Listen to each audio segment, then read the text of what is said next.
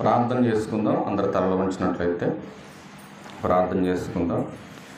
సకల ఆశీర్వాదాలకు కారణభూతుడు అయిన మా తండ్రి, మీ ఉన్నతమైన ఘనమైన శ్రేష్టమైన నామానికి మీ ప్రియకుమారుడు మా అందరికీ లోకరక్షకుడైన క్రీస్తు వారి పేరట కృతజ్ఞతాస్తుతులు చెల్లిస్తూ ఉన్నాను తండ్రి. మా తండ్రి అయిన దేవ, విత్తబడుతున్న నీ విలువైన సంగతులు నీ పిల్లలు కేవలము వినేవారుగా ఉండి మోసపోక, విత్తబడుతున్న మాటలు ఉన్న సత్యాన్ని గ్రహించడానికి ప్రతి ఒక్కరికి కూడా వివేచనతో కూడినటువంటి జ్ఞానాన్ని అనుగ్రహించండి. చెబుతున్నటువంటి నేను నా సొంత ఆలోచనతో కాకుండా లేఖనానుసారంగా మాట్లాడడానికి మీ కృపను మీ కాపుదలను నాతో ఉంచి సమయోచితమైన జ్ఞానాన్ని నాకు అనుగ్రహించమని అడుగుచున్నాను.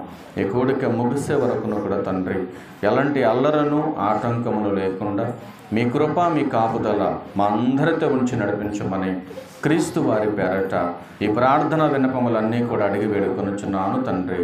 ఆమేన్. క్రీస్తునందు చేరవచ్చినటువంటి ప్రియులైన దేవుని పిల్లలందరికీ ప్రభు అయిన యేసుక్రీస్తు వారి పేరట నా ప్రత్యేకమైన వందనాలు తెలియజేస్తూ ఉన్నా. ప్రియులారా, ఈరోజు ఈ గృహప్రవేశ సందర్భంగా ఒక చక్కటి విలువైనటువంటి సంగతిని దేవుని వాక్యంలో నుంచి మనం విందాం. నా వాయిస్ అర్థమవుతుందా? బయట ఉన్న వాళ్ళకి అర్థమవుతుందమ్మా? మీకు అర్థమవుతుందా? వెరీ గుడ్, మంచిది. ప్రియులారా, గృహప్రవేశము అనగానే కొంచెం హడావుడితో కూడుకున్నటువంటి పరిస్థితులు మనకు కనపడుతూ ఉంటాయి. సహజంగా ఒక్కొక్కళ్ళు ఒక్కొక్క భావనతో ఆ యొక్క గృహ ప్రవేశాలు జరిగిస్తూ ఉంటారు, క్రైస్తవులు అయినప్పటికీ కూడా. ఎందుకంటే క్రైస్తవులు మందిరానికి వెళుతున్న కొన్ని సెంటిమెంట్స్ వదిలిపెట్టరు. జాగ్రత్తగా వినాలి. ఎందుకంటే వాక్యం ఏం చెబుతుందో నేడు క్రైస్తవ్యానికి అవసరం లేదు. వాళ్ళు ఏం చేయాలనుకుంటారో అది చేస్తారు. అవునా? నిజమేనంటారా? అవును. మరి మీరు నమ్మినా నమ్మకపోయినా బైబిల్ అదే చెప్తుంది. మందిరానికి వెళ్తూ ఉంటారు, తమకు నచ్చినట్టుగా చేసుకుంటూ ఉంటారు. తమకు నచ్చినట్టుగా చేస్తే బైబిల్ దానికి సపోర్ట్ చేయదు అని సేవకుడు చెబితే ఈ క్రైస్తవులకి నచ్చదు. నచ్చుద్దా? నచ్చదు. ఎందుకంటే తమకు నచ్చినట్టుగానే దేవుడు చేయాలి, తమకు నచ్చినట్టుగానే సేవకుడు బోధించాలి, తమకు నచ్చినట్టుగా సేవకుడు అనుసరిస్తే అట్టి సేవ, అట్టి బోధ, అట్టి యొక్క క్రైస్తవ జీవితం ఈ సమాజానికి ఆనందాన్ని తెస్తుంది అని గ్రంథం చెప్తూ ఉంది. అవునంటారు? కాదంటారు? నమ్మినా నమ్మకపోయినా వాస్తవం అది.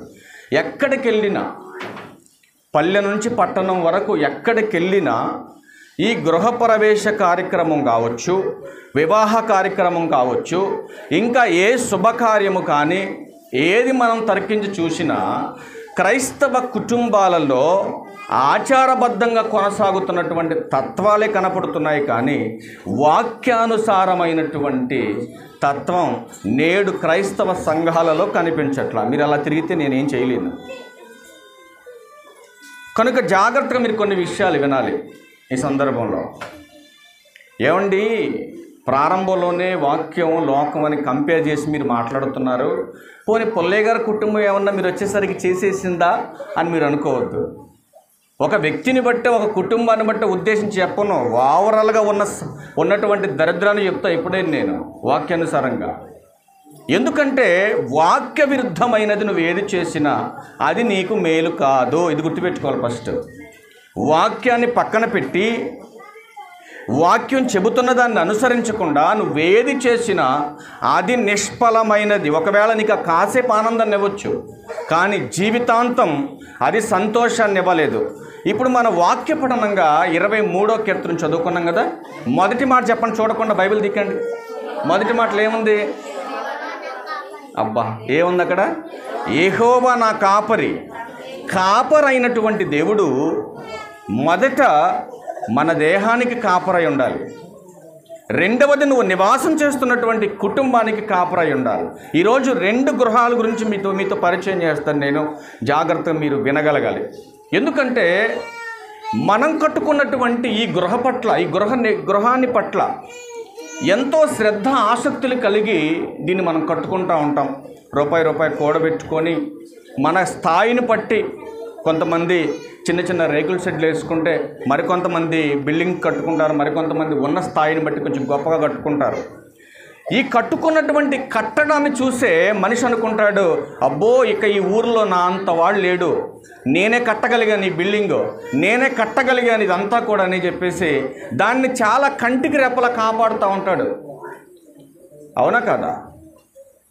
ఇప్పుడు కింద టైల్స్ వేసి మంచి హడావుడి చేశాడు అనుకోండి పుల్లయ్య గారు, రేపటి నుంచి ఏం చేస్తుంది వాళ్ళ ఆవిడ గారు? రోజు క్లీనింగ్ పనే. ఇప్పుడు కింద గోళ్ళకి మొక్క అది పెట్టేసి మంచి హంగామా చేశారనుకోండి, ఇప్పుడు పిల్లలు ఎవడన్నా పైన గీరాడు అనుకోండి, ఊరుకుంటారా? ఊరుకోరు. ఏరా లక్షల రూపాయలు పెట్టి కడితే ఏంటా గీరటం ఏంటి అని చెప్పేసి అరుస్తూ ఉంటారు.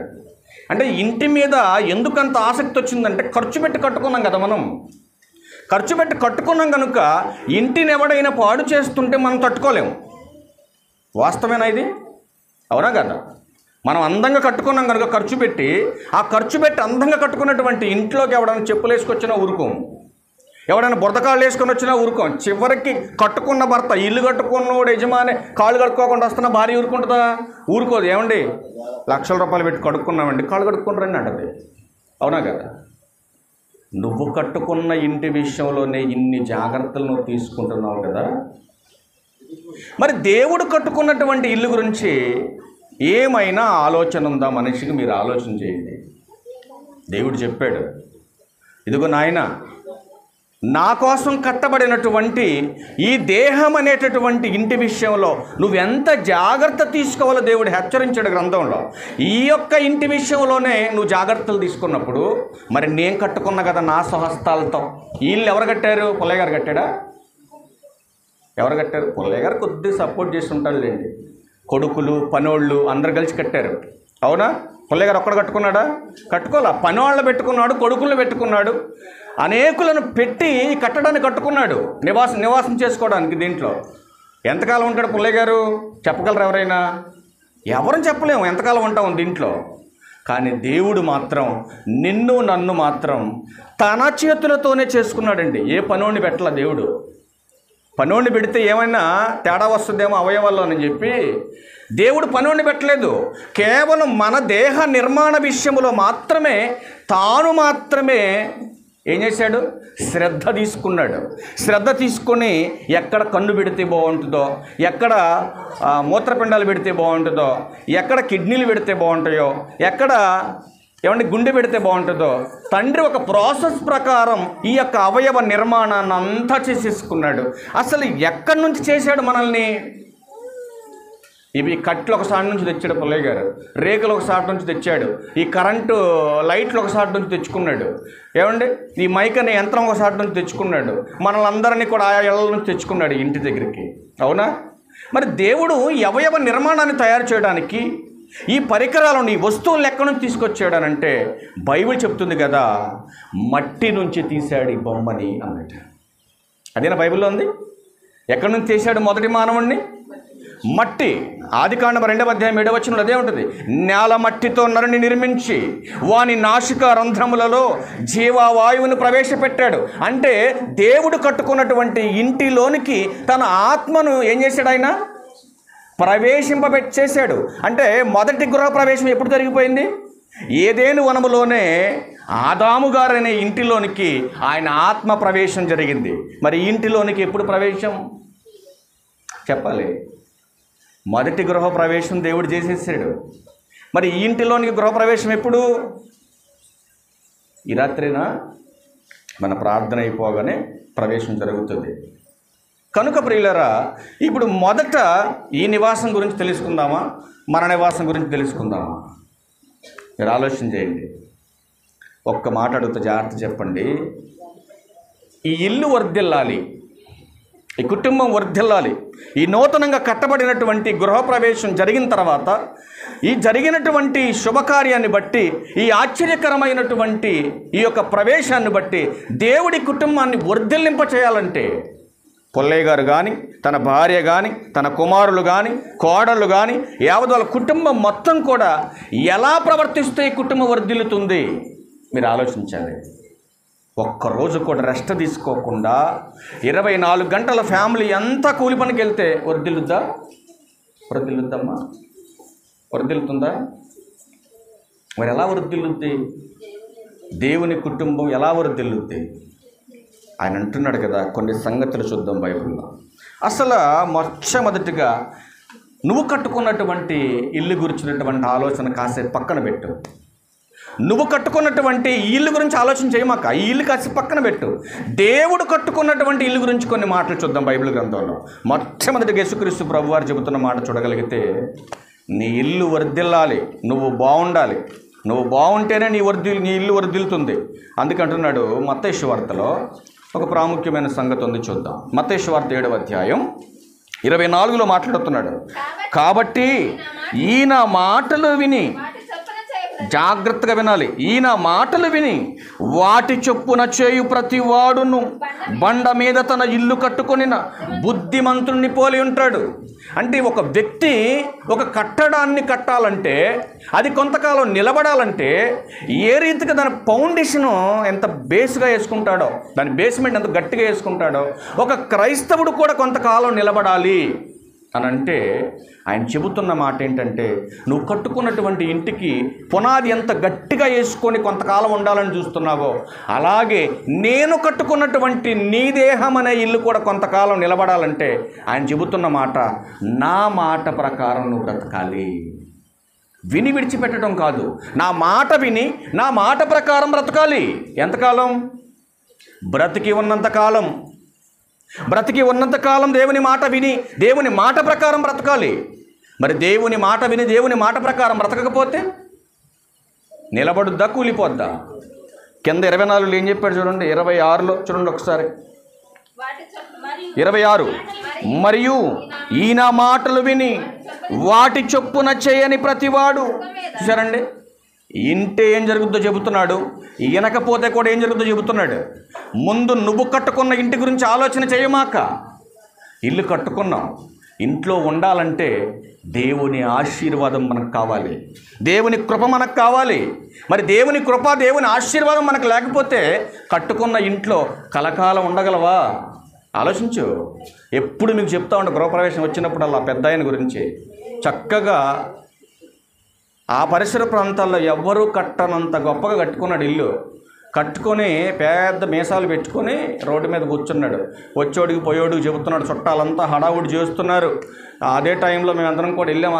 ఆ సందర్భంలో అక్కడికి వెళ్తే, ఆహ్వానానికి వెళ్తే ఆయన అంటున్నాడు, రే నేను తప్ప ఇలాంటి ఇల్లు కట్టేవాడే లేడురా ఈ స్థలం, ఈ యొక్క ఏరియాల్లో అన్నాడు. ఇదంతా నా గొప్పతనం అనుకున్నాడు. మీసాలు వేసాడు. 7:45 గృహప్రవేశానికి ఆహ్వానం పలికాడు పూజారి గారు.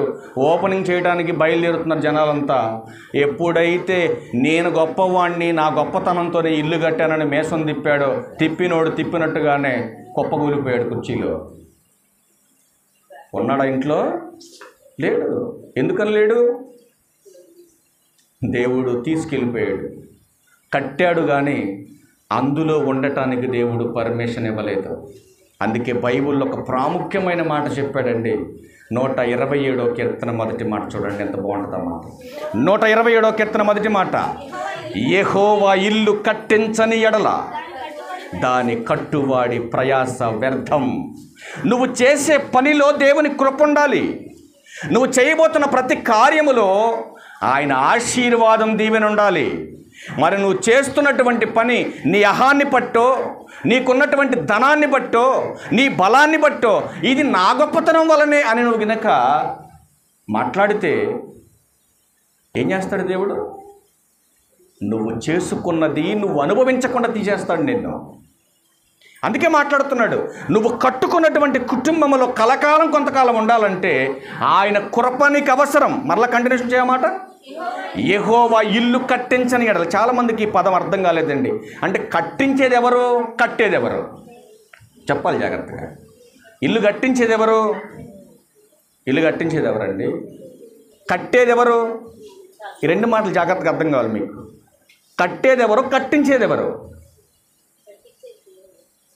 జాగ్రత్తగా వినాలి. మరలా చదవండి అన్నమాట. యెహోవా ఇల్లు కట్టించని ఎడల, అదేనా ఉంది అక్కడ? అదే ఉందా? చదవరండి తల్లి, చూడండి. యెహోవా ఇల్లు కట్టించని ఎడల అంటే కట్టించేది దేవుడేనా?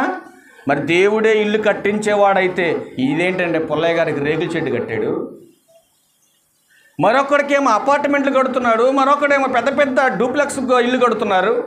మరి దేవుడు కూడా స్వార్థపరుడేనంటారా ఈ మాటను బట్టి? ఏంటి దేవా, ఆడికేమో అంత మంచి బిల్డింగ్ ఇచ్చావు, నాకేమో రేకుల షెడ్ ఇచ్చావేంటి అని అంటానికి ఏమన్నా బాగుంటుంది? దేవునితో బాగుంటుంది ఏమైనా? బాగుంటుంది. అసలు ఆ మాటల అర్థం అది కాదు. దాని కట్టువారు ఏమంటున్నాడు? వారు కట్టేవారు ప్రయాసం వ్యర్థం అంటున్నాడు. అసలు దీని సందర్భం నీకు అర్థం కావాలంటే ఒకసారి హెబ్రీలు రాసిన పత్రిక దగ్గరికి వెళ్దాం. హెబ్రీలకు రాసిన పత్రిక 3వ అధ్యాయము 3వ వచనం చూడండి. ఆ సందర్భం నీకు అర్థం కావాలంటే చూడండి ఏమంటాడు? ప్రతి ఇల్లును ఎవడైనా ఒకని చేత కట్టబడును. ఇప్పుడు చెప్పండి, ఈ ఇల్లు ఎవరు కట్టారు? ఈ ఇల్లు ఎవరు కట్టారు? కట్టించింది పుల్లయ్య గారైనా కట్టింది ఎవరు? కొడుకులు. మరి పుల్లయ్య గారు కట్టించడానికి సహాయం చేసింది ఎవరు? జాగ్రత్తగా వినాలి మీరు. కట్టించిందేమో పుల్లయ్య గారు, కట్టింది కొడుకులు. మరి ఇదంతా జరగటానికి సపోర్ట్ చేసింది ఎవరు? సపోర్ట్ చేసింది ఎవరండి? దేవుడు. అందుకే చూడండి ఏమంటున్నాడు ఇక్కడ? ప్రతి ఇల్లును ఎవడైనా ఒకని చేత కట్టబడును, సమస్తము కట్టినవాడు దేవుడు. పుల్లయ్య గారు ఇల్లు కట్టడానికి స్థలం ఇచ్చింది ఎవరు? ఇప్పుడు మీరు అనొచ్చు, కొనుక్కొని ఉంటాడు లేండి, వాళ్ళ తాతలు ముత్తాతలు అనుకోవచ్చు మీరు. అసలు సమస్తాన్ని కట్టింది ఎవరు? దేవుడు. సమస్తాన్ని కట్టుతుంది కూడా దేవుడే. ఇప్పుడు ఇది కట్టడానికి దేవుడు ఆరోగ్యం ఇవ్వబట్టేనా? ఆయుష్ని ఇవ్వబట్టేనా? ఆలోచన ఇవ్వబట్టేనా? దేవుడి నిర్మాణాన్ని కట్టడానికి ఏర్పాటు చేశాడు. మీరు ఆలోచన చేయండి. అందుకే యెహోవా యొక్క కృప లేకపోతే, అంటే దేవుని కృప లేకపోతే మనం ఏది కూడా చేయలేమని గ్రంథం మనకి స్పష్టతనిస్తుంది.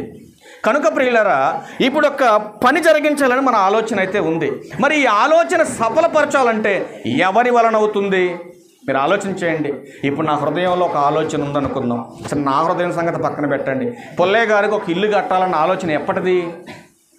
మీరు ఆలోచన చేయండి. ఇల్లు కట్టుకోవాలన్న ఆలోచన ఉండబట్టే కట్టాడు, లేకుండా కట్టాడా డబ్బులు ఎక్కువై?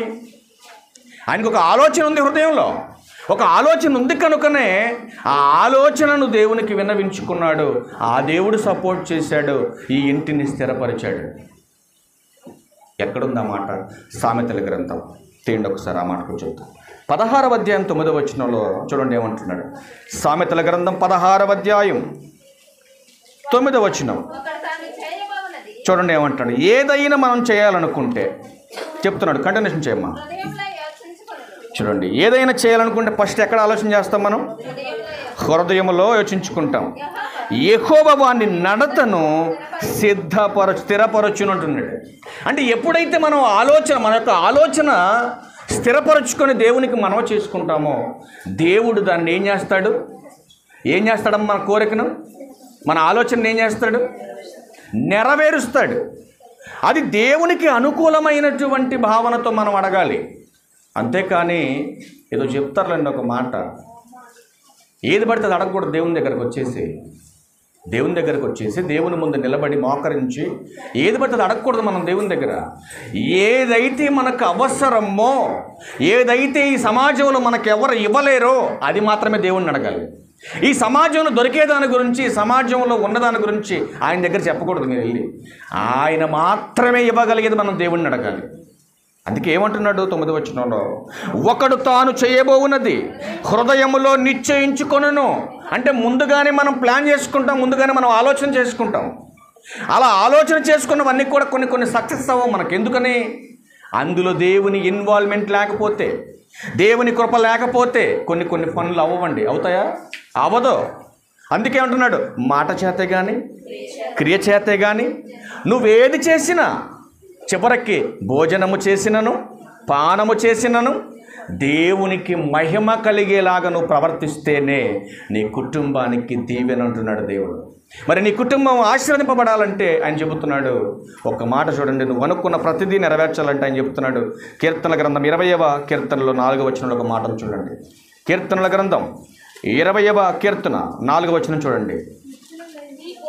చూడండి ఏమంటున్నాడు, నీ కోరికను సిద్ధింపచేసి ఏం కోరుతున్నావు దేవుని దగ్గర, ఏది చేయాలని కోరుతున్నావు దేవుని దగ్గర, నువ్వు కోరేటటువంటి కోరిక న్యాయమైనది అయితే ఆ కోరుతున్నటువంటి న్యాయమైనటువంటి కోరికను స్థిరపరిచేవాడు దేవుడు అని ఖచ్చితంగా బైబిల్ చెప్తా ఉంది. కంటిన్యూషన్ చేయమాట, నీ కోరికను సిద్ధింపచేసి నీ ఆలోచన యావత్తు సఫలపరచునుగాక. చూసారండి మాట్లాడుతున్నాడు. నువ్వేదైతే ఆలోచిస్తున్నావో, ఏదైతే చేయాలనుకుంటున్నావో, ఏదైతే దేవునికి మనవి చేస్తున్నావో దాని అంతటిని కూడా నెరవేర్చేవాడు దేవుడు అని బైబిల్ మనకి చక్కటి క్లారిటీ ఇస్తూ ఉంది. ప్రియులారా, ఇప్పుడు ఏదైనా మనం అనుకుని జరగాలంటే ఎవరికి చెప్తే జరుగుతుంది?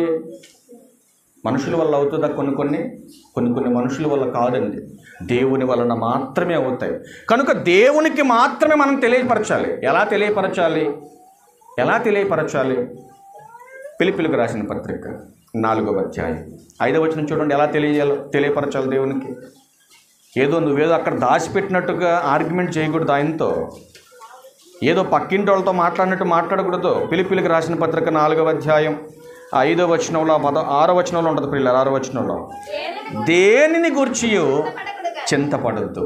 ఏమంటున్నాడు తన పిల్లలతో? ఏం చెప్తున్నాడు దేవుడు? అసలు నా దగ్గరకు వచ్చినటువంటి మీరు దేనిని గురించి చింతపడొద్దు. ఎందుకంటే సమస్తాన్ని కట్టినటువంటి వాడు దేవుడు, సమస్తాన్ని ఇవ్వగలిగిన వాడు దేవుడు.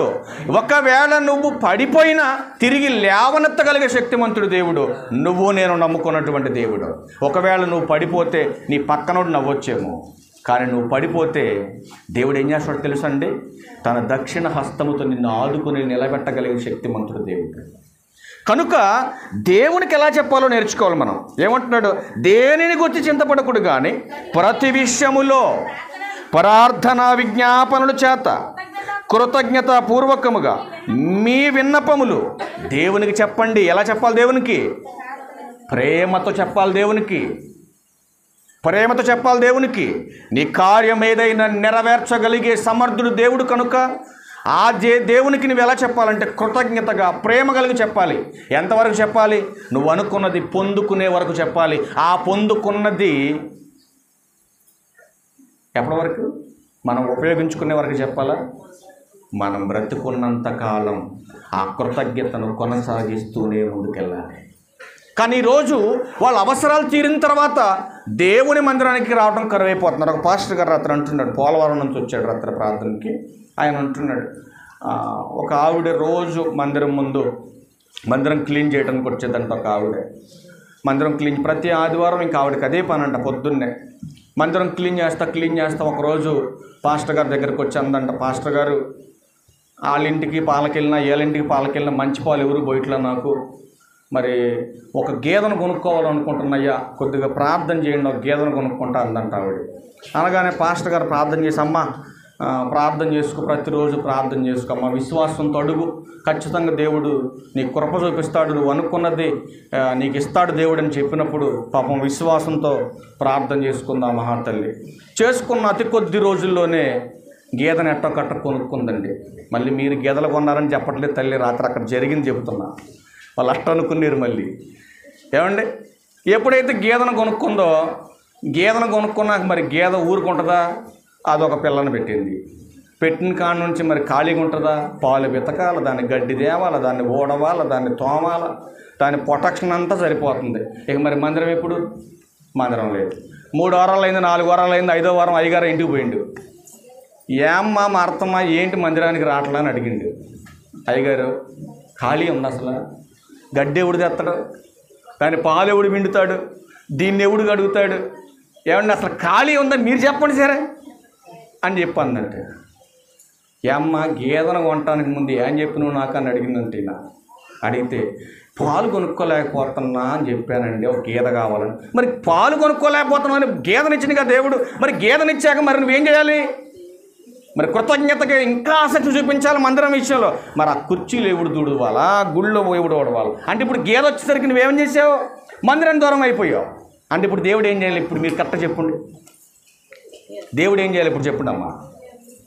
నాకు ఏదో కనపడకుండా పోయిందండి, పాస్టర్ గారు ప్రార్థన చేయండి అంటే పళ్ళు ఎర్ర కొడతారు నన్ను. అర్థమైందండి? మాకేదండి 4 లీటర్లు అనుకున్నా 2 ఇస్తుంది, ప్రార్థన చేయండి. ఆడ ఫ్లాట్ పట్ల ప్రార్థన చేయండి. ఎందుకు పడుతుంది ఫ్లాటు? నువ్వు వస్తున్నావా మందిరానికి? మందిరం ఎగ్గొట్టి నీ ఇష్టానుసారంగా బర్రెలు దొరుకుని పోతే దేవుడు ఆశీర్వదిస్తాను అనుకున్నావా? 23వ కీర్తన చదువుకోండి, బుద్ధి వస్తుంది కొద్దిగా క్రైస్తవ్యానికి. నీకులాగా 2-3 గేదెలు 2-3 బర్రెలు లేవు దావీదు గారి దగ్గర. లక్షల జీవాలు ఉన్నాయి. కానీ కాలు మీద కాలు వేసుకొని పడుకొని కీర్తనలు పాడేవాడు ఆ మహానుభావుడు. ఏమన్నా ఒక బర్రెకి నీళ్ళు పెట్టాలంటే 70 తాగుద్ది, అది మీ ఇంటికాడ 1 తొట్టెడు తాగుద్ది. మరి లక్షల గేదెలుగా పెట్టాలంటే సెలయేళ్ళు కావాలి, దానికి గాజుల చెరువు అంత చెరువు కావాలా అవి తాగాలంటే. అట్లాంటి సెలయేళ్ళు దగ్గరకు నడిపించేవాడు అంటే మహానుభావుని. ఏమంటున్నాడు చూడండి అక్కడ, శాంతికరమైన జలముల యొద్ద ఆయన నన్ను నడిపించుచున్నాడు. ఏంటండి దేవుని ఆలోచన చూడండి. తన పిల్లలు కష్టపడుతుంటే అస్సలు తట్టుకోలేడు ఆయన. అంత ప్రొటెక్షన్ దేవుణ్ణి కల్పిస్తుంటే మన బ్రతుకును మనం మార్చుకోం. మందిరానికి దూరమై దేవుని వాక్యాన్ని విడిచిపెట్టి నువ్వు సాధించేదేమీ లేదు. నువ్వు గుర్తుపెట్టుకోవాలి ఈ విషయాన్ని. నువ్వు మందిరానికి దూరమై నువ్వు సాధించేది ఏమి లేదు. ఇట్లాంటి బోధే. ఇర్మియా గ్రంథం చదువుకోండి. మీ అందరికి వందనాలు చెప్తున్నాను ఈ రాత్రి. ఇర్మియా గ్రంథం చదువుకోండి, కంప్లీట్గా ఇర్మియా గ్రంథం, ప్రసంగి గ్రంథం 2 చదువుకోండి. ఈ 2 చదువుకుంటే కొంతవరకైనా నువ్వు చచ్చిపోయేలోపు మారతావు. ఈ రాత్రి చెప్తున్నా మీకు, ప్రసంగి గ్రంథం, ఇర్మియా గ్రంథం. సేవకుడు విలువ తెలియాలంటే ఇర్మియా గ్రంథం చదువు, నీ విలువ తెలియాలంటే ప్రసంగి గ్రంథం చదువు. ఈ 2 చదువుకుంటే నీకు అర్థమవుతుంది. ఇర్మియా గారు ఒకటే టాపిక్ అండి, ఒకటే పాఠం. ఏ ఫంక్షన్కి పోయినా ఒకటే పాఠం చెప్తుండు ఆయన. పెళ్ళికి పోయినా అదే చెప్తుండు, గృహప్రవేశానికి పోయినా అదే చెప్తుండు, అన్నప్రాసనకి పోయినా అదే చెప్తుండు, చావుగాడికి పోయినా అదే చెప్తుండు. ఎవరు దేనికి పిలిచినా ఒకటే కాన్సెప్ట్, ఒకటే పాఠం. ఏంటో తెలుసండి, రోజు ఒక పాట పాడుకోవాలి మనం. ఏంటో పాట తెలుసా? ఒక పాట ఉంటుందండి, రెఫరెన్స్ చూడండి, ఆ పాట గుర్తొస్తుంది మీకు. క్షమించండి, పేతురు గారు రాసిన మొదటి పత్రిక తీయండి ఒకసారి. పేతురు గారు రాసిన మొదటి పత్రిక 2వ అధ్యాయం 11వ వచనం. ఈ పాట మీరు జ్ఞాపకం రావాలి ఈ మాట చదవంగానే.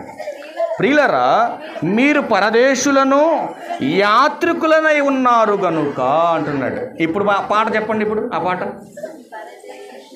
అదన్నమాట. మీరు పొద్దున్నే బ్రష్ చేసుకునేటప్పుడు ఆ పాట పాడాలి. మీరు ప్రతిరోజు లెగటమే ఏం పాట పాడాలి? పరదేశులమో మేము ప్రభువ, వీర్రాగపురంలో ఉండేవాళ్ళం కలకాలం కాదయ్యా, ఏదో ఒక రోజు ఖాళీ చేసి మేము వెళ్ళిపోవలసిందేనయ్యా. ఎక్కడికి వెళ్తాం? వెళ్ళిపోతాం. ఎక్కడికి వెళ్తాం మనం? రాత్రి ఇదే క్వశ్చన్ అడిగితే ఇక్కడ చూస్తున్నారు నా మొహానికి, అడిగిపోతారమ్మా మీరందరూ అంటే. తెలీదు వాళ్ళకి. ఒక్కొక్కళ్ళు 30-40 సంవత్సరాల నుంచి మందిరానికి పోతున్నారండి. ఒక క్వశ్చన్ వేస్తే ఆన్సర్ చెప్పలేదండి తుమ్మగూడలో. చివరికి వాళ్ళు చెబుతున్నారు మేము బుట్టాకి లేదండి ఇలాంటి మెసేజ్. వాక్యం అలాగే ఉంటుంది. నీకు జోకులు వేసి నవ్వించదు. ముందు ఒక పాస్టర్ గారు చెప్పాడు, అబ్బో గలగలకల్లా ఆడించేసాడు. ఎక్స్ట్రా జబర్దస్త్ కూడా ఆ రకంగా చేయడు, అటు చేసాడు ఆయన. ఒక్క రెఫరెన్స్ గట్టిగా తగిలించి తీసుకున్నాం మీరు రెఫరెన్స్ మాటలు. ఇంకా ఎంటర్టైన్మెంట్ చేయదు, బోధ దింపుద్ది. బాగా నున్నగా పదును పెట్టినటువంటి గుణపం దింపు చూశారండి, అలా దించుద్ది వాక్యం. నొప్పి కలిగించాలి వాక్యం. నీకు జోల పాడుతుందంటే ఆడికి నీకు పోయేకాల దగ్గరకు వచ్చినట్టే. గలతీ రాసిన పత్రిక 1వ అధ్యాయం 10వ వచనం చూడండి ఏమంటున్నాడు. ఇప్పటికీ నేను మనుషులను సంతోషపెట్టే బోధే చేస్తే నేను క్రైస్తవుడిని, క్రీస్తు యొక్క శిష్యుడిని కాదంటున్నాడు పౌలు గారు. క్రీస్తు దాసుడిని కాదు నేను. మరి ఎవడికి దాసుడు నువ్వు? అపవాదికి దాసుడు నువ్వు. అదే మాట్లాడుతున్నాడు గలతీ రాసిన పత్రిక 1:10లో. ఇప్పుడు నేను మనుషుల దయ. ఎవడికి కావాలి మనుషుల దయ? ఎవరికి కావాలండి మనుషుల దయ? కావాలంటే మాకెందుకు మనుషుల దయ? మనుషుల దయ ఎక్కర్లేదు. మరి ఎవరి దయ కావాలి? దేవుని దయ కావాలి. దేవుని దయ సంపాదించుకోవడానికి చూడాలి. అంతేగాని మిమ్మల్ని ఎంటర్టైన్మెంట్ చేసి మీ దగ్గర ఏదో సొమ్ము సంపాదించుకోవడానికి మీకు అనుకూలమైన బోధ చేస్తే మీరు పరలోకం వెళ్ళరు, నేను పరలోకానికి పోను. అవసరం మనకు ఆ బోధ? అవసరం మనకది? మనకు అవసరం లేదు అది. అందుకే అంటున్నాడు ఆయన, నీ కోరికను సిద్ధింపచేసి నీ ఆలోచన యావత్తు సఫలపరిచే శక్తిమంతుడు దేవుడు. కనుక దేవుని మీద నువ్వు ఆనుకొని దేవునికే నీ కోరికలు, నీ విన్నపాలు చెప్పుకుంటే ఆయన మాత్రమే తీర్చగలడు. ఆ విన్నపాలు ఎలా మనం తెలియచేయాలంటే కృతజ్ఞతాపూర్వకముగా మన విన్నపాలు ఆయనకు తెలియచేస్తే ఆయన నీ ప్రతి అవసరాన్ని తీర్చగలిగే శక్తిమంతుడు. మరి అంతటి శక్తిమంతుడైనటువంటి దేవుని పట్ల ఎట్లాంటి తత్వం కలిగి మనం ఉంటే మన కుటుంబం వర్ధిల్లుతుంది? ఈ కుటుంబంలో ఎలా ఉండాలి? ఎలా ప్రవర్తిస్తే కుటుంబం వర్ధిల్లుద్ది? నీ ఇష్టం వచ్చినట్టుగా తిరిగి, నీ ఇష్టం వచ్చినట్టుగా బ్రతికేసి, ఏంటి దేవుడు నన్ను దీవించట్లేదు ఈ కుటుంబంలో, ఏంటి కుటుంబంలో నేను అనుకున్న చేయలేకపోతున్నా, నా కుటుంబం ఏంటి ఇలా దిగజారిపోతుంది దినదినం అని అనుకుంటే ఉపయోగం లేదు. మరి నీ కుటుంబము దేవుడు దీవించాలంటే ఈ కుటుంబంలో నువ్వు ఎలా ఉండాలని దేవుడు కోరుతున్నాడో ఒకసారి ఆ మాట కూర్చుందాం. యోబు గ్రంథం 8వ అధ్యాయంలో ప్రాముఖ్యమైన సంగతులు ఉన్నాయి. ఇంక 2 మాటలు చూసి క్లోజ్ చేద్దాం. యోబు గ్రంథం 8వ అధ్యాయం 6వ వచనం ఎలా ఉండాలో చెబుతున్నాడు. నీ కుటుంబానికి దేవుడు ఆశీర్వాదం రావాలంటే నువ్వు కట్టుకున్నటువంటి ఇంట్లో నువ్వు ఎలా ఉండాలో చెబుతున్నాడు. నీవు పవిత్రుడవై యథార్థవంతుడవైన ఎడల నిశ్చయముగా ఆయన నీ యందు శ్రద్ధ నిలిపి నీ నీతికి తగినట్టుగా నీ నివాస స్థలమును ఆయన అప్పుడు వర్ధిల్ల చేస్తాడు. అర్థమవుతుందా? నీ కష్టార్జితాన్ని నువ్వు అనుభవిస్తావు. నువ్వు అనుకున్నది సక్సెస్ అవుతుంది. నువ్వు చేయబోయే ప్రతి కార్యం కూడా సఫలమవుతుంది. మరి ప్రతి కార్యము కూడా సఫలం కావాలంటే ఆయన చెబుతున్నాడు, నువ్వు కట్టుకున్నటువంటి కుటుంబంలో నువ్వు ఎలా ఉండాలని చెబుతున్నాడు ఆయన. యథార్థవంతుడుగా ఉండాలి. 2వది పవిత్రుడుగా ఉండాలంటే పాపానికి ఏ విషయాల్లో తావివ్వనటువంటి వాడుగా ఉండాలి. అలా బ్రతికినప్పుడే దేవుడు నీ పట్ల శ్రద్ధ పెడతాడు. మరి నీ పట్ల దేవుడు శ్రద్ధ పెట్టాలంటే నువ్వేం చేయాలి? వాక్యమును జాగ్రత్తగా వినాలి. వాక్యమును జాగ్రత్తగా విన్న దాని ప్రకారం నువ్వు బ్రతికినప్పుడే దేవుని ఆశీర్వాదం మన కుటుంబాలకు వస్తుంది. వాక్యము విని విడిచిపెట్టేవారుగా ఉంటే ఫలించదు అంటున్నాడు దేవుడు. కింద కొడతదో 7వ వచనంలో, అప్పుడు నీ స్థితి మొదట కొద్దిగా ఉండినను తుదకు నీవు మహాభివృద్ధి పొందుతామంటున్నాడు. అభివృద్ధి అవ్వాలన్న ఆలోచన నీకుంటే ఆత్మీయ జీవితాన్ని కలిగి ఉండాలి. లేదు ఎలా పడితే అలా నేను బ్రతుకుతాను అనుకుంటే ఆత్మీయ అభివృద్ధి రాదు. ఒకవేళ నీ కుటుంబంలో నువ్వు అభివృద్ధి కావచ్చేమో, కానీ లోక విషయంలో ఆత్మీయ అభివృద్ధి మాత్రం నీకు రాదు. మీరు ఆలోచన చేయండి.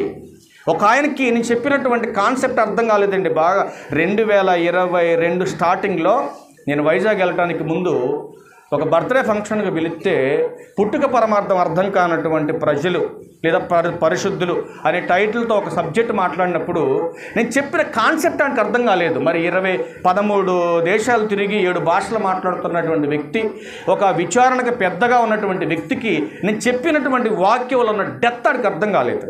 ఆయనకు అర్థం కాకేమన్నాడంటే, నువ్వు చేసిన బోధ రాంగ్ అన్నాడు. నువ్వు రైట్ చేసి చూపించమన్నా. నేను చేసిన బోధ రాంగ్ అని చెప్పాడు ఆయన. సబ్జెక్ట్ మాట్లాడుతా తర్వాత భోజనానికి కూర్చున్నప్పుడు నేను చెప్పింది రాంగ్ అన్నావు కదా, ఎలా రాంగ్ నాకు రైట్ చేసి చూపించమని చెప్పాను. నేను సమాధానం చెప్పలేదు.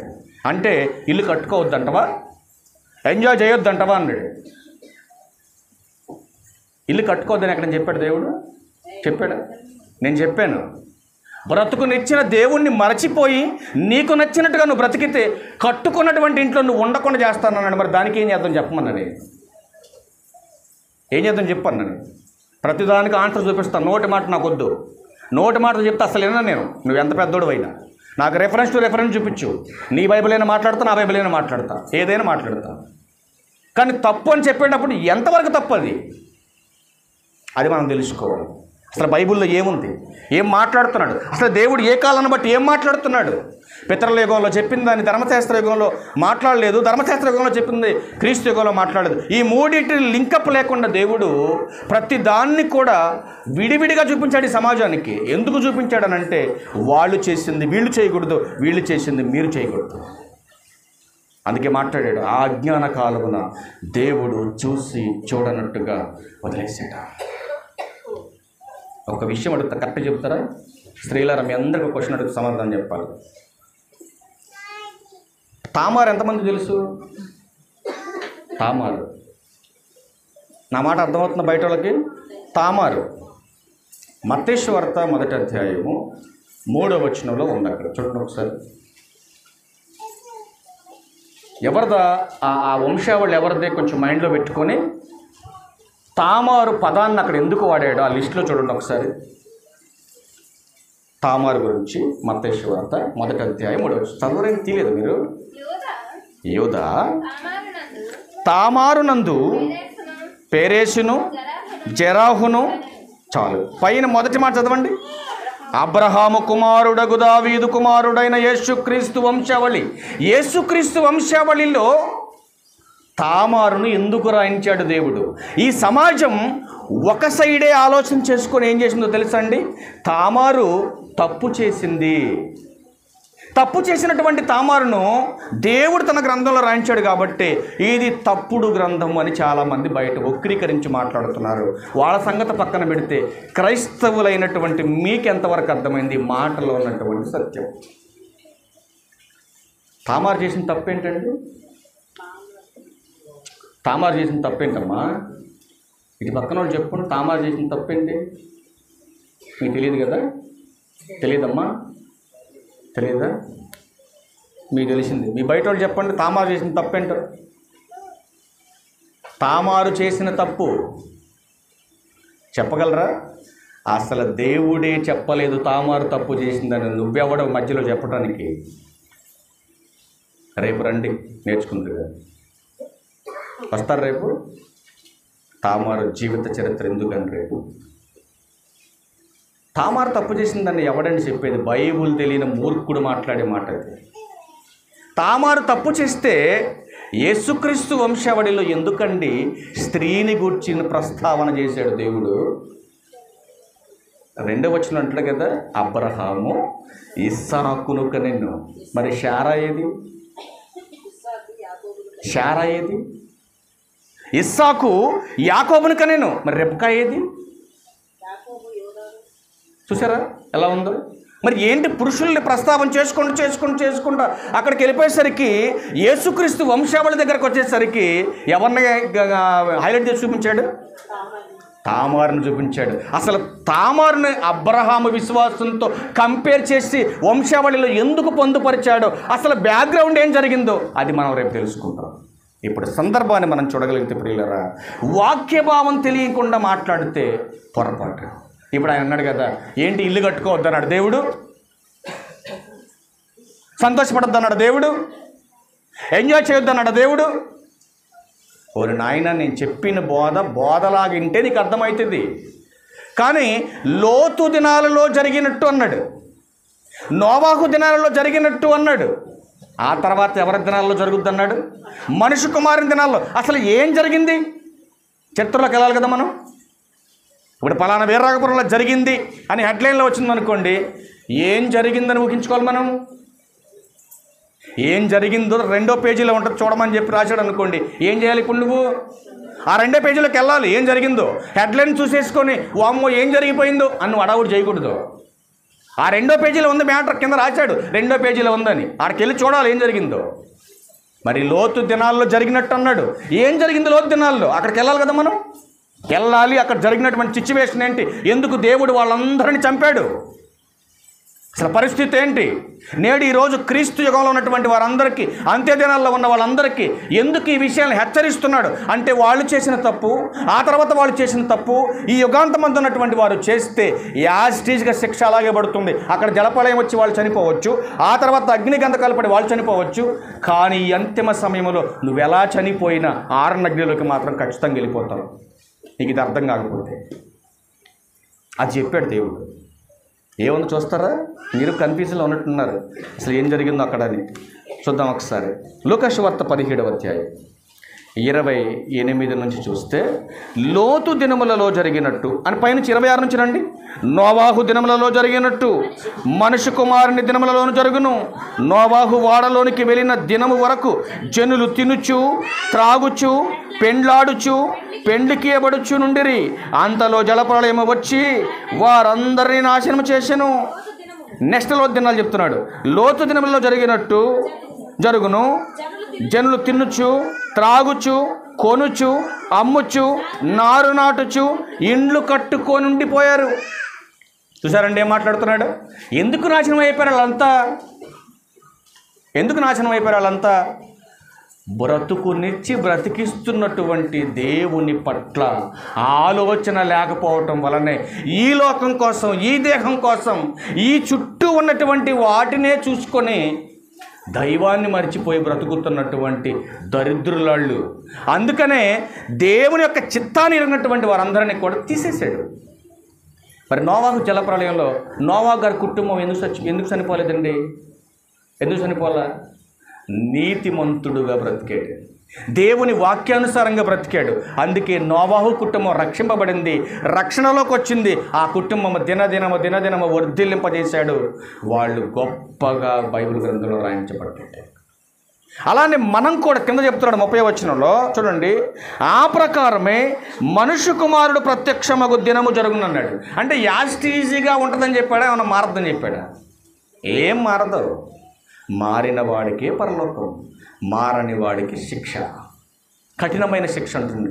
మరొక్క మాట చూసి మనం క్లోజ్ చేద్దాం. మరొక్క మాట చూద్దాం ఒకసారి. అపోస్తుల కార్యములు 10వ అధ్యాయంలో అక్కడ ఒక ఫ్యామిలీ మనకు కనపడుతుందండి. అక్కడ ఒక ఫ్యామిలీ మనకు కనపడుతూ ఉంది. దేవుని కుటుంబం అనబడుతున్నటువంటి ప్రతి కుటుంబంలో ఈ యొక్క లక్షణం, ఈ కార్యము జరగాలి. అలా జరిగినప్పుడే ఆ కుటుంబము వర్ధిల్లించబడుతుంది, ఆ కుటుంబం ఆశీర్వదింపబడుతుంది అని మాట్లాడుతూ 2వ వచనంలో ఒక ప్రాముఖ్యమైన మాట ఉంది. ఏంటన్నమాట? అతడు అనగా కొర్నేలి తన ఇంటి వారందరితో కూడా దేవుని యందు భయభక్తులు గలవాడై ఉండి, జాగ్రత్తగా వినాలి, ఇంటి యజమాని ఏం చేయాలి? భయభక్తులు కలిగిన వాడై ఉండాలి. ఆ తర్వాత వారి ఇంటి వారందరితో కలిసి ఏం చెప్తున్నాడు చూడండి, తన ఇంటి వారందరితో కలిసి కంటిన్యూషన్ చేయమ్మా.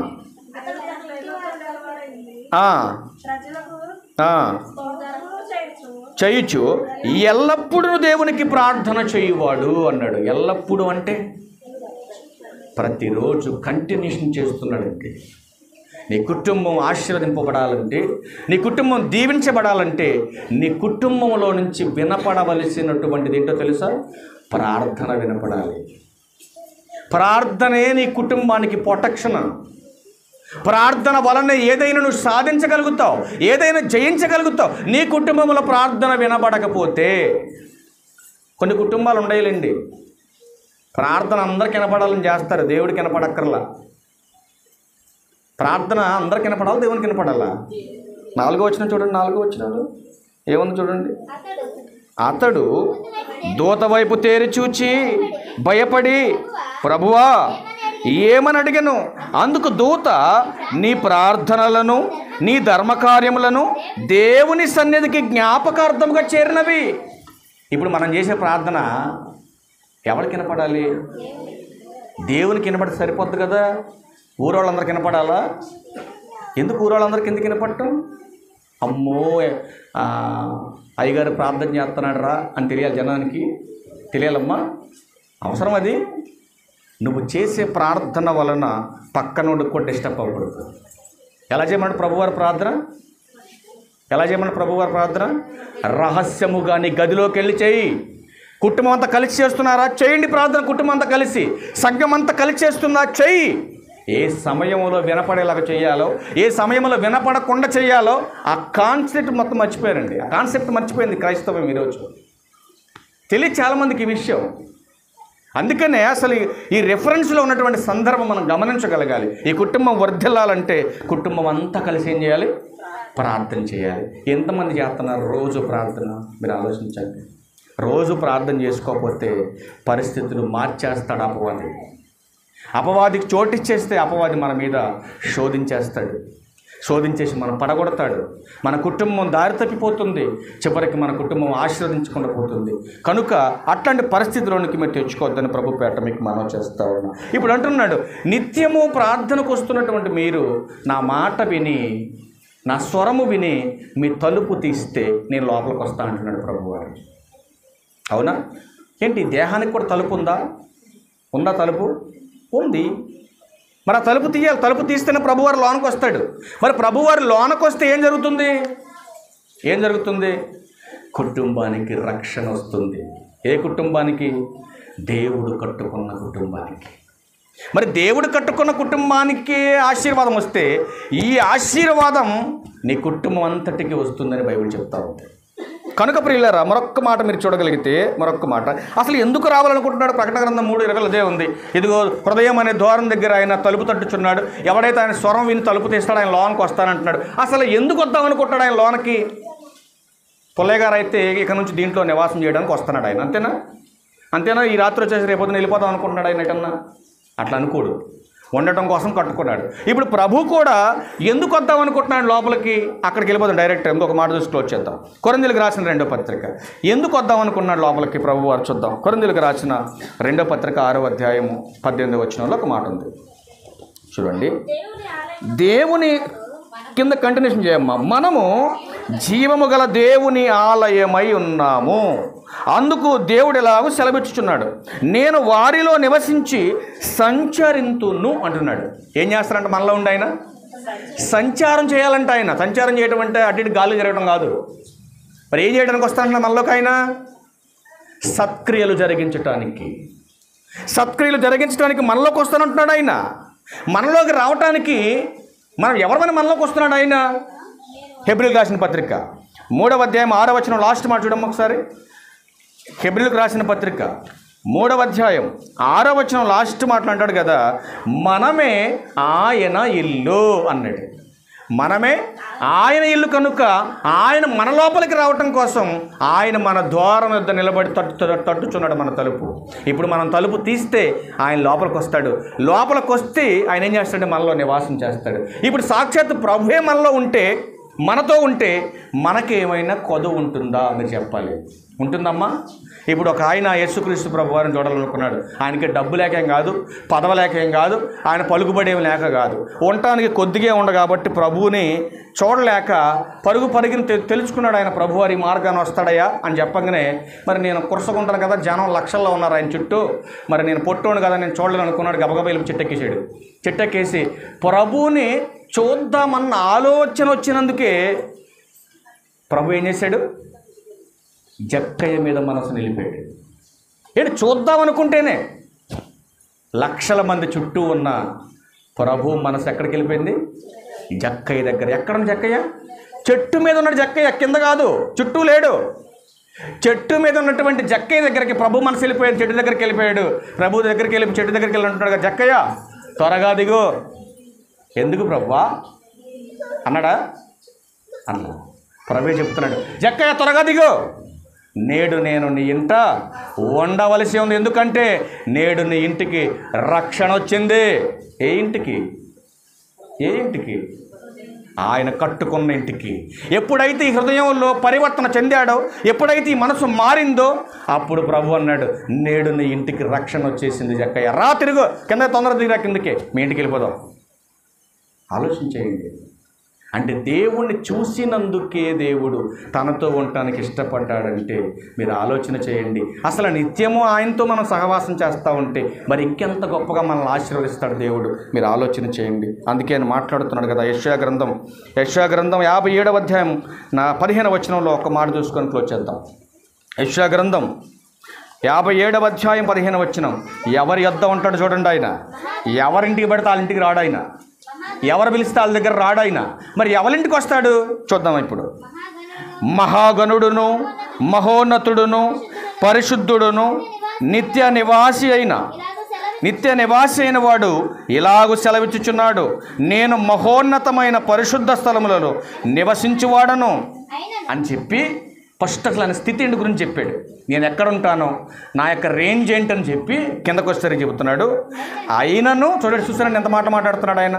నేను అంత గొప్పవాడిని అయినా కూడా, అయినను వినయము గల వారి ప్రాణమును ఉజ్జీవింప చేయుటకును, నలిగిన వారి ప్రాణమును ఉజ్జీవింప చేయుటకును, వినయము గల వారి యొద్దను దీన మనసు గల వారి యొద్దను నివసించుచున్నాను అన్నాడు. ఎక్కడికి వస్తాడు? ఎవరింటికి వస్తాడు ఆయన? ఎవరింటికి పడితే వాళ్ళ ఇంటికి రాడు. అన్ని లక్షల మంది ఆయన చుట్టూ ఉంటే, అన్ని వేల మంది ఆయన చుట్టూ ఉంటే, ఎవరింటికి వెళ్లకుండా ప్రకటించినటువంటి స్థలం నుంచి మరొక ప్రాంతానికి వెళ్ళిపోతున్నటువంటి దారిలో ఉన్నటువంటి జక్కయ్యను చూసి, జక్కయ్య నేను నీ ఇంటికి వస్తానన్నాడంటే మరి జక్కయ్య మనసు ఎలా మారిపోయిందో మీరు ఒక్కసారి ఆలోచన చేయండి. అందుకే ఈ రాత్రి మీకు తెలియపరిచే మాట ఒకటే, దేవుడు మొట్టమొదటిగా మనలోకి ప్రవేశించాలి. మన ఇంటిలోనికి రావాలంటే మనం ఎలా ఉండాలి? పరిశుద్ధులుగా ఉండాలి, నిర్దోషులుగా ఉండాలి. అప్పుడే దేవుడు మన కుటుంబంలోకి వస్తాడు. ఇప్పుడు దేవుని లేని కుటుంబం, దేవునికి చోటు ఇవ్వనటువంటి కుటుంబం ఏ రీతిగా నాశనం అయిపోయాయో, ఎలా పతనం అయిపోయాయో, ఎట్లాంటి బ్రతుకులు వాళ్ళు కలిగి ఉన్నారో మనందరికీ తెలిసినటువంటి విషయాలు అవన్నీ మనకు చెప్పడానికి సమయం లేదు. కనుక దేవుడు మనతో ఉంటే మనకు నిత్యము కూడా ఆయన కృప ఆదరణ మనకుంటే ఆయన మనకు ఏది తక్కువ కాకుండా చేస్తాడు, ఏది లోటు లేకుండా చేస్తాడు. నువ్వు అనుకున్నవన్నీ కూడా జరుగుతాయి. ఇవన్నీ జరగాలంటే ఆ 23వ కీర్తన లాస్ట్ మాట చదవండి. ఏమన్నాడు? ఒక్కొక్క మాట. మొదటి మాటలు ఏమన్నాడు? యెహోవా నా కాపరు అన్నాడు. నాకు కాపరు ఆయనే, నా కుటుంబానికి, నా యావత్ సంపద అంతటికి కూడా ఆయనే కాపరని చెప్పిన దావీదు గారు 23లో లాస్ట్ మాట ఏమంటున్నాడు? చిరకాలం కూడా నేను బ్రతికినంత కాలం నా కుటుంబంతో ఉన్నా, ఇదిగో నేను ఆయా ప్రాంతాల్లో బ్రతుకుతున్నా, లేకపోతే ఇంకెక్కడ ఉన్నప్పటికీ కూడా చిరకాలం నేను బ్రతికినంత కాలం కూడా యెహోవా మందిరములో నేను నివాసం చేస్తాను.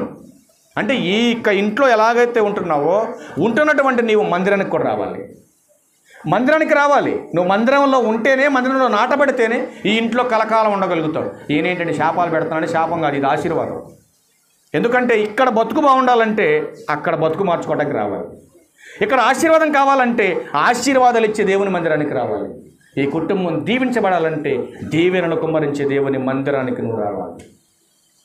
ఇది లేకుండా ఏమంటే చాలా కుటుంబాలు ఉన్నాయి కదండి, మందిరానికి రాకపోయినా దీవించబడే కుటుంబాలు అంటే ఆళ్ళును ఒకటి కాదు. అందుకే చెప్పాడు, ధనవంతుడిని చూపించాడు, లాజరును చూపించాడు. ఏంటి ఆయనకి ఈయనకి తేడా గమనించారు ఎప్పుడైనా? ధనవంతుడు ఎందుకో యాతన పడుతున్నాడు, లాజరు ఏమో సంతోషపడుతున్నాడు అబ్రహాం గారు రొమ్మున అనుకొని. ఏంటి తేడా? డబ్బుందనా, అధికారం ఉందనా? బ్రతుకు మారినందుకు, బ్రతుకున్నంతకాలం దేవుని గురించి తెలుసుకున్నందుకు యాతన వచ్చేసింది ధనవంతుడికి. బ్రతుకున్నంతకాలం దేవుని మీద ఆధారపడి బ్రతికాడు, దేవుడు అంటే ఏంటో తెలుసుకున్నాడు, దేవుని పట్ల భయం భక్తి కలిగి మరణించాడు. ఏమీ లేకపోయినా చూడండి ఎక్కడికి వెళ్ళిపోయాడు? విశ్రాంతిలోకి వెళ్ళిపోయాడు. అక్కడ అబ్రహాం గారి దగ్గర ఉన్నాడు ఆయన. కనుక ప్రియులారా గమనించండి, దేవుని యందు భయభక్తులు కలిగి ఆయన చిత్త ప్రకారం మనం బ్రతికితే మొట్టమొదట మనము దేవునికి నివాసయోగ్యంగా మనం మారితే మన నివాసంలో దినదినం 30దంతులుగా 60దంతులుగా 100దంతులుగా మనం ఫలిస్తాం. దేవుడు నిత్యము మీకు ఈ కుటుంబానికి సదాకాలం తోడే ఉండి నడిపించునుగాక. ఆమేన్. అందరికీ వందనాలు. చిన్న ప్రార్థన చేసుకుని తల్ల వంచినట్లయితే. సకల ఆశీర్వాదాలకు కారణభూతుడు అయిన మా ప్రియ పరలోకపు తండ్రి, మీ ఉన్నతమైన ఘనమైన నామానికి మీ ప్రియ కుమారుడు క్రీస్తు ప్రభు వారి ద్వారా కృతజ్ఞతాస్తులు చెల్లిస్తా ఉన్నాము దేవా.